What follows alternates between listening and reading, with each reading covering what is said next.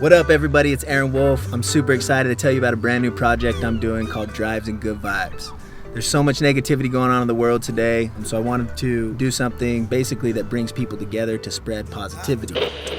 What's up, y'all? It's Aaron Wolf. We're here at Legacy Brewing today. On this episode of Drives and Good Vibes, we're going to be having ZeeCeeKeely, members Justin and Zach. We're going to be cruising around, talking about their upcoming stuff they have, their new album. For the good vibe, we're going to be picking up some trash because shit is dirty out here. So, let's go. Yo, yo, yo. Yo, what's up, man? What's up, man? Good to see you. Good to see you, too. Man, I'm stoked you guys are doing this with me. Oh, yeah, man. How was the trip out?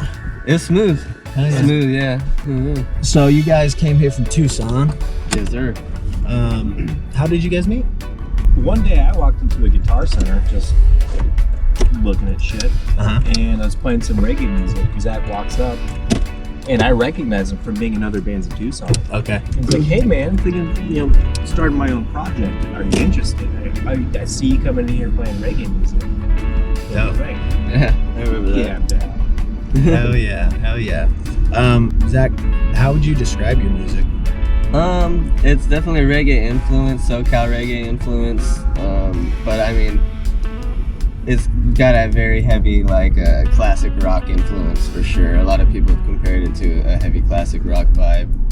Dope. Even with some of the future, producers we're going to be working with and stuff like that, and even some of the people who reviewed it have a strong comparison with the classic rock vibe. So it's reggae meets classic rock. So how did you get started with music? What was it that kind of made you get going? So I've been a musician since I was a baby, basically. My aunt was a drummer, and we every time we'd go to her house to just hang out or whatever during the weekend, me and my brother, she'd take care of us. Whenever she wanted to keep me amused, she'd just go put me in the music room.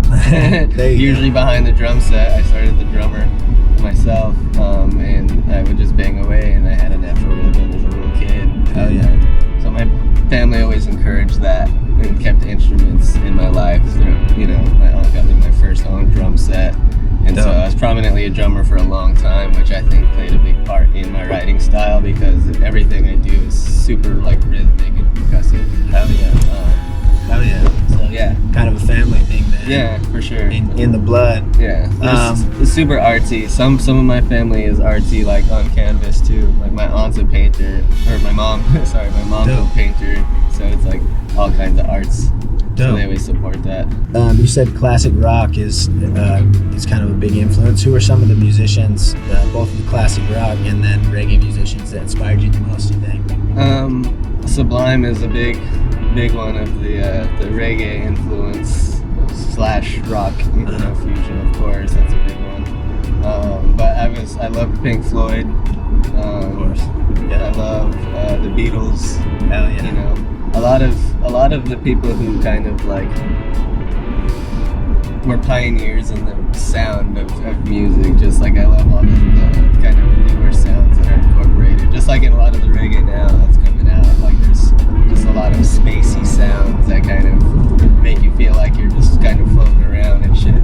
Yeah, yeah. So I like the whole idea of that with some of the classic rock artists that are more psychedelic. So hell yeah. I can keep listing artists, but anyone from that vibe in that era, kind of just the LSD circle of artists and all that. You know what I mean? Dope.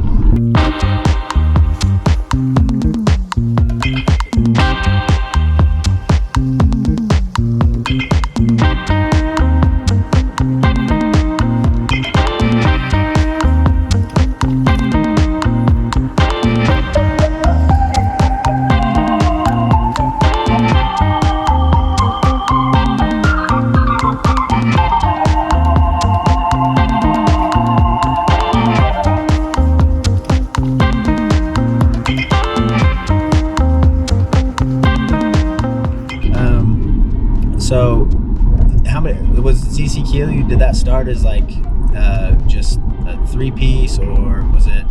How many people are in the band now? So right now we got we have 7 people in the band. Dope. It's grown, it's shrunk. It's really just ZeeCeeKeely is just really the music itself, not really so much how many people are in it. Yep. And so I've been writing for a long time.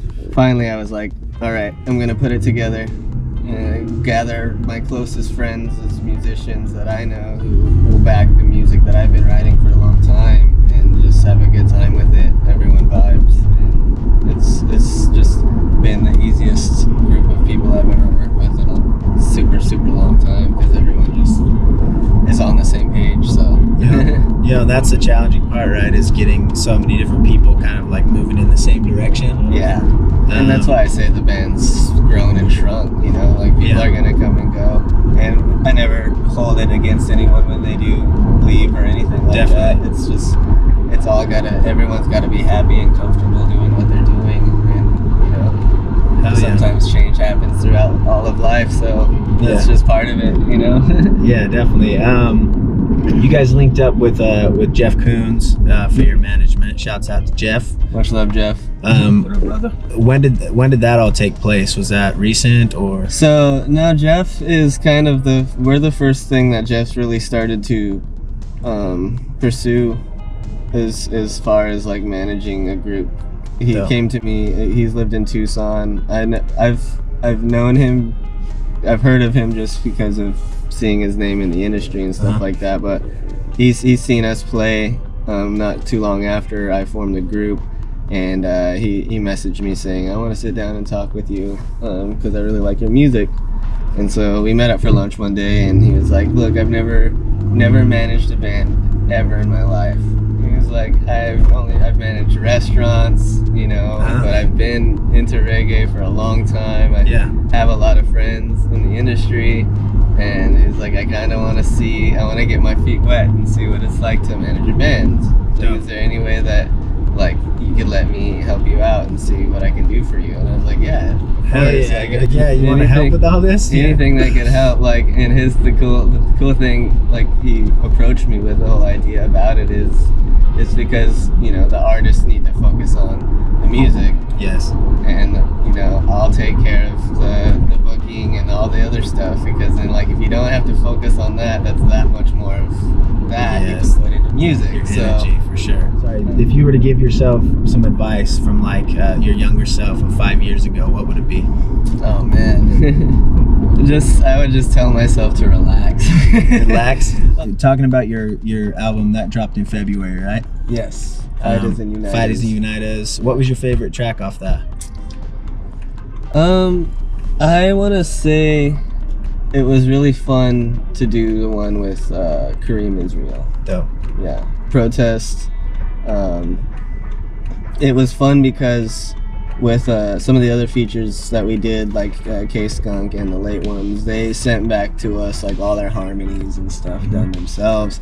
But with Kareem, it was nice to actually be able to work with his voice and just his raw voice and my voice. So, where can everybody connect with you guys online? What's the best place to follow you at? Just if you go to ZeeCeeKeely.com, that will link you all to all our social medias. I mean, we just have Facebook, so that'll ZeeCee Official. Okay. Is that spelled out? Yeah, ZeeCee and then official.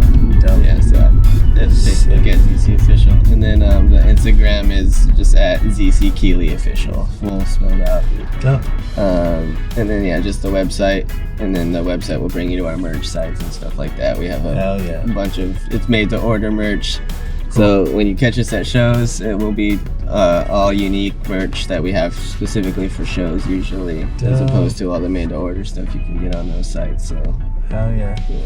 Well, I'm super thankful you guys did this, man. Glad we could link it up. Shouts out to Jeff Koons, the whole Dub Shack family for making this happen. Appreciate y'all. Definitely go follow them.